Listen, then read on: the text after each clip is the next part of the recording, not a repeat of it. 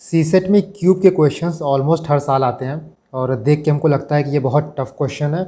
But इस video में मैं आपको क्यूब ऐसा समझा दूंगा कि आप जब भी क्यूब का क्वेश्चन देखोगे, cutting of cube, colouring of cube, तो आपको हलवा लगेगा।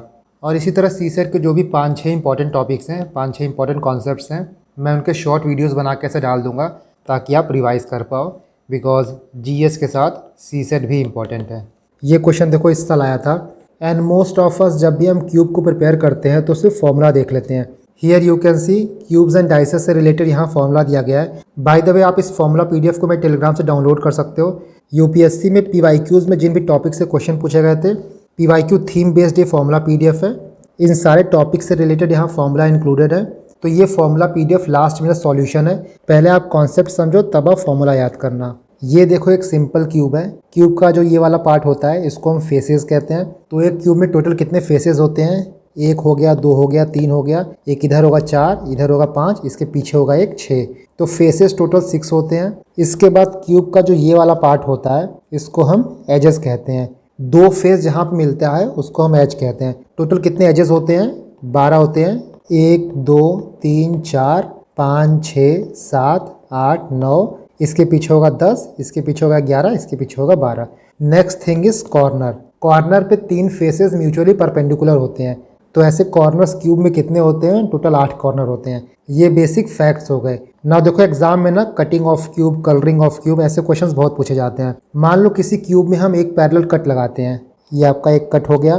तो क्यूब कितने पार्ट में कटेगा? एक पार्ट ये हो गया, एक पार्ट ये हो गया। उसी तरह मान लो हम 2 कट लगाते हैं, ये हो गया। तो क्यूब कितने पार्ट में कटेगा? 3 पार्ट में। एक हो गया ये, एक हो गया ये, एक हो गया ये। सेम मान लो इसी तरह हम 3 कट लगाते हैं, एक कट हमने और लगा दिया पैरेलल कट।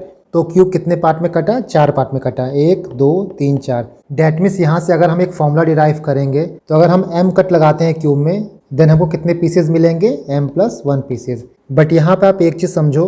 मान लो ये बोले कि आपके पास एक क्यूब है और हम उसमें 2 कट लगा रहे हैं। एक तरीका तो ये हो सकता है कि आप 2 कट ऐसे लगा दो, एक कट ये हो गया, एक कट ये हो गया। कितने पीसेस आपको मिले? 1 पीसेस, 2 पीस, 3 पीस। मतलब 2 कट लगाए तो हमको m+1 मिला, 3 पीस मिला। एक तरीका ये भी हो सकता है कि 2 कट आप ऐसे भी लगा सकते हो। एक कट आपका ये हो गया और एक कट आपका ये हो गया। यहाँ पे आपको कितना पीस मिलेगा? तो 1 पीस ये हो गया, 2 3 4। यहाँ पे आपको 4 पीस मिल रहा है। इससे हम ये समझ सकते हैं कि जब हमारा डायरेक्शन अलग अलग होगा कट लगाने का, तो जो नंबर ऑफ पीसेज हैं वो भी अलग अलग मिलेंगे। 2 कट लगाना था हम लोग को, एक हमने ऐसे लगाया, ठीक है, और एक हमने ऐसे लगाया। इस कट से हमको 2 पीस मिला, 1 पीस ये, 1 पीस ये, तो ये 1+1 हो जाएगा। इस कट से हमको 2 पीस मिला, जब हमने ऐसे कट लगाया तो 1 पीस ये, 1 पीस ये, 1+1 ऐसे हो जाएगा। इन दोनों को मल्टीप्लाई करो, 2 × 2 = 4। यहाँ से आप एक फॉर्मूला डिराइव कर सकते हो कि when a cube is cut into x, y, z parallel cuts, then हमको कितने पीसेस मिलेंगे? x+1 × y+1 × z+1। इतने हमको पीसेस मिलेंगे। ये नंबर मैक्सिमम कब होगा? जब x, y और z तीनों की वैल्यू सेम होगी और कट डिफरेंट डायरेक्शन में लगेगा। फॉर एग्जाम्पल, मान लो आपको 3 कट लगाना है, तो एक तरीका तो ये है कि 3 कट हम इस डायरेक्शन में ही लगा दें। ये आपका 3 कट हो गया। कितने पीसेज आपको मिलेंगे? 3+1 = 4 पीसेज। 1 2 3 4। ये आपका एक तरीका हो गया। और एक तरीका ये हुआ कि 3 कट हम डिफरेंट डायरेक्शन में लगाएं। एक कट आपका ये लग गया, एक कट आपका ऐसे लग जाएगा और एक कट आपका ऐसे लग जाएगा। टोटल कितने पीसेज आपको मिलेंगे? एक पीस आपका ये हो जाएगा, 1 2 3 4, इधर 5 6, पीछे 2 होंगे, 7 8। इस फॉर्मूले से भी आप देखो 1+1 हो जाएगा क्योंकि इस डायरेक्शन में लगाया। फिर एक इस डायरेक्शन लगेगा तो 1+1, और एक इस डायरेक्शन लगा तो 1+1। 2 × 2 × 2 = 8। तो मैक्सिमम पीसेस पाने के लिए जो x, y, z की वैल्यू है वो इक्वल होना चाहिए, प्लस जो कट है वो डिफरेंट डायरेक्शन में होना चाहिए। यहाँ पे आप एक और एग्जांपल देखो। मान लो क्वेश्चन आपसे ये बोले कि एक क्यूब में टोटल 6 कट लगाया जा रहा है, तो हमको टोटल कितने पीसेस मिलेंगे? एक तरीका तो ये हो गया कि आप ऐसे ही 6 कट लगा दो। 1 हो गया, 2 3 4 5 6। अगर हम इस तरीके से लगाते हैं 6 कट तो हमको टोटल 7 पीसेस मिलेगा। एक तरीका तो ये हो गया कि आप 2 कट ऐसे लगाओ, 2 कट ऐसे लगाओ और 2 कट ऐसे लगाओ। एक तरीका ये भी हो सकता है कि 3 कट आप ऐसे लगाओ, ठीक है, 2 कट ऐसे लगाओ और 1 कट ऐसे लगाओ।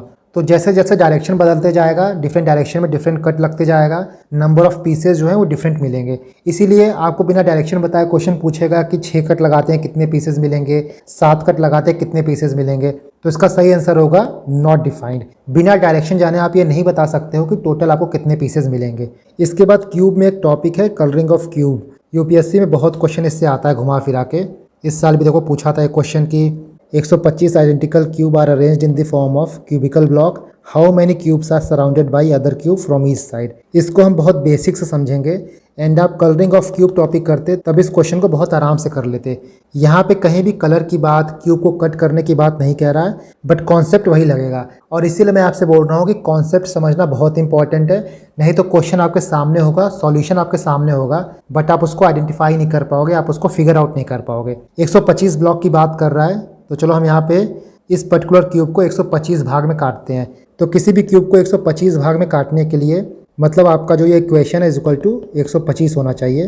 4 + 1 कर दो, 4 + 1 कर दो, 4 + 1 कर दो, 5 × 5 × 5। इसका आप क्यूब रूट ले लोगे तो आपको कट मिल जाएगा। कितना होगा? 5 होगा। मतलब ये 4 हो गया, ये 4 हो गया, ये 4 हो गया। तो आपको टोटल 4 कट लगाने हर डायरेक्शन में। 4 कट लगाना है।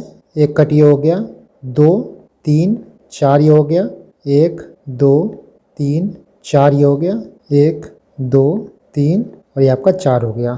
4 4 4 कट हमने हर डायरेक्शन में लगा दिए। तो यहाँ पे टोटल कितना पीस मिल रहा है हम लोग को? 125 पीस मिल रहा है। नाउ देखो सबसे पहला क्वेश्चन ये आता है कि ऐसे कितने क्यूब है जिनके 3 फेसेस कलर हैं। इस क्यूब को देखोगे तो जो कॉर्नर पे फेसेस हैं, जहाँ पे आपको ये फेस मिलेगा, ये फेस मिलेगा और ये फेस मिलेगा, यहाँ पे ही आपको 3 फेसेस ऐसे मिलेंगे जो सारे कलर हैं। और एक क्यूब में कितना कॉर्नर होता है? टोटल 8 कॉर्नर होता है। सो 3 फेसेस कलर वाले कितने क्यूब हैं?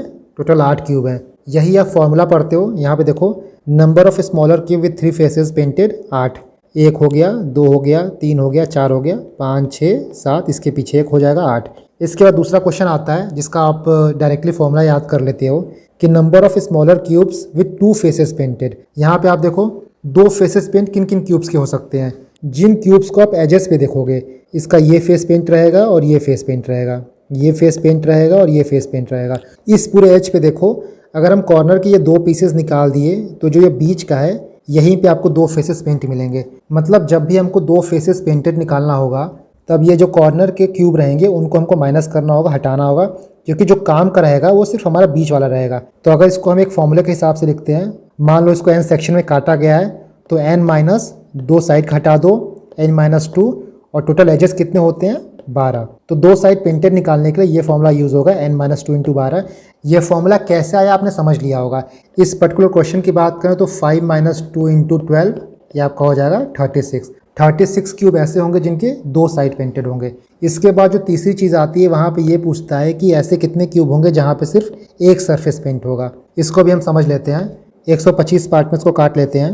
3 साइड पेंटेड हमने देख लिया, ये 3 साइड पेंटेड है। 2 साइड पेंटेड भी देख लिया, ये सारे 2 साइड पेंटेड हैं, ये सारे 2 साइड पेंटेड हैं। इसका क्वेश्चन पूछता है कि 1 साइड पेंटेड। 1 साइड पेंटेड कौन से बचे?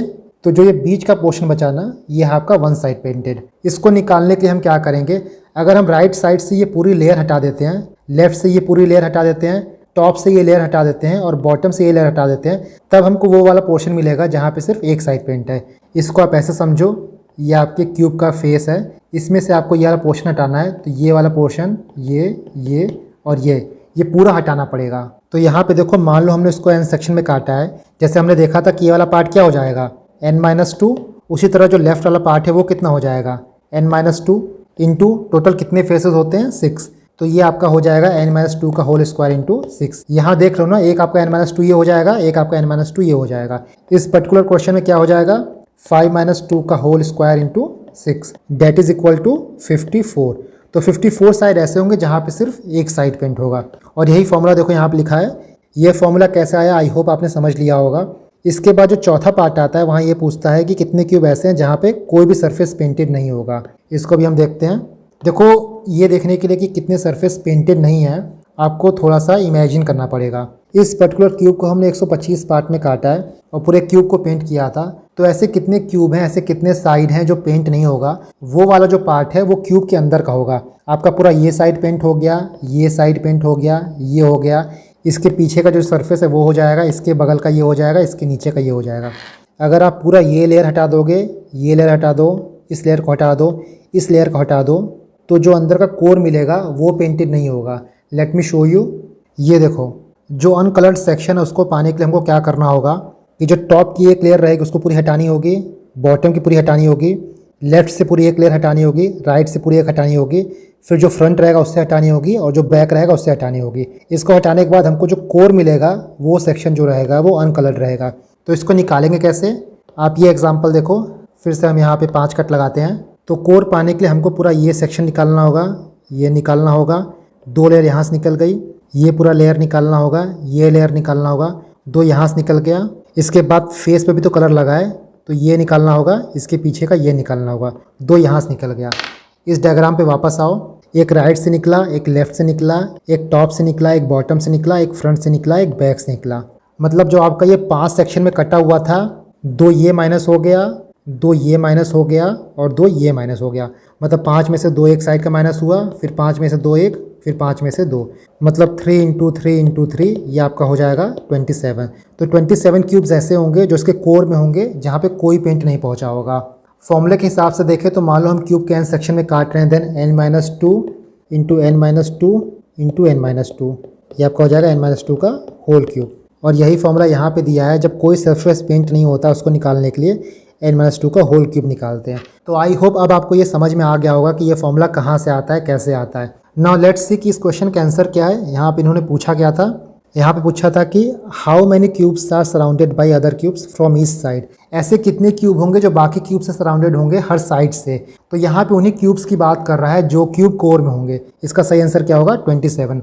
यू कैन सी, यही सारे क्यूब होंगे जो हर तरफ से क्यूब से सराउंडेड होंगे। तो देखा आपने ना, यहाँ पे कहीं भी cutting of cube, colouring of cube की बात नहीं किया है, बट फिर भी कॉन्सेप्ट वही लग रहा है।